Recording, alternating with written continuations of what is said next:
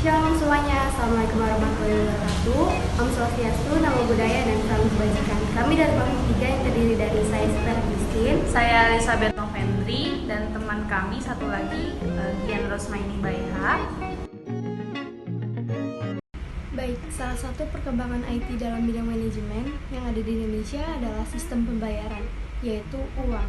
Uang dalam ilmu ekonomi tradisional merupakan salah satu alat tukar yang dapat diterima secara umum.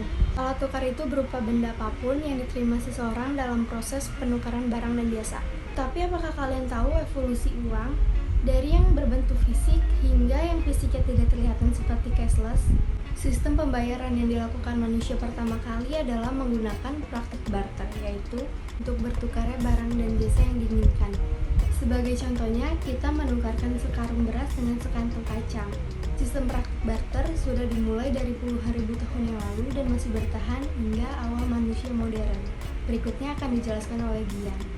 Dan kedua, karena kebutuhan manusia yang terus meningkat dan tidak efisien dalam penggunaan barter, masyarakat mengembangkan alat tukar yang lebih efisien dan terukur, yaitu uang.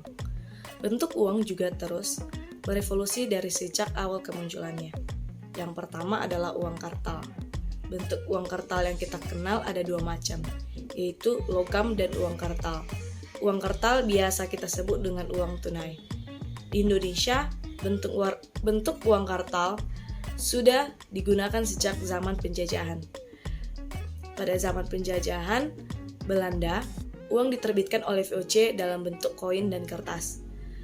Dan setelah proklamasi kemerdekaan, pemerintah Indonesia merasa perlu menerbitkan uang sendiri yang disebut dengan ORI atau Uang Republik Indonesia.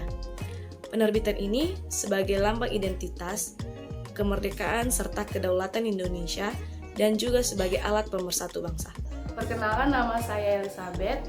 Selanjutnya, uang tunai memang memberi kemudahan untuk kita dalam bertransaksi. Namun, sejalannya dengan perkembangan ekonomi dan teknologi, penggunaan uang tunai secara praktis hanya digunakan untuk nilai transaksi yang kecil.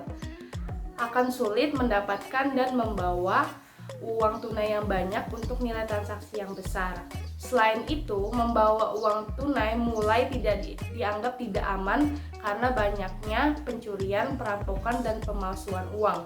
Sehingga banyak orang yang mulai takut untuk menyimpan dan membawa uang tunai dalam jumlah yang besar. Lalu muncullah inovasi dalam menciptakan uang non-tunai yang lebih praktis dan efisien dalam penggunaannya. Ada beberapa ragam penggunaan dalam transaksi non-tunai, yaitu yang pertama adalah paper based. Contohnya adalah cek dan giro.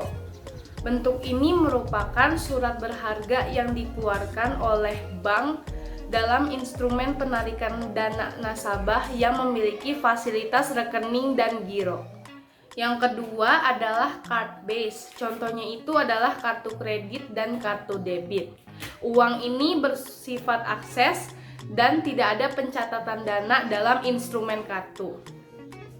Dana sepenuhnya dikelola oleh bank sepanjang belum ada otorisasi dari nasabah dalam melakukan pembayaran.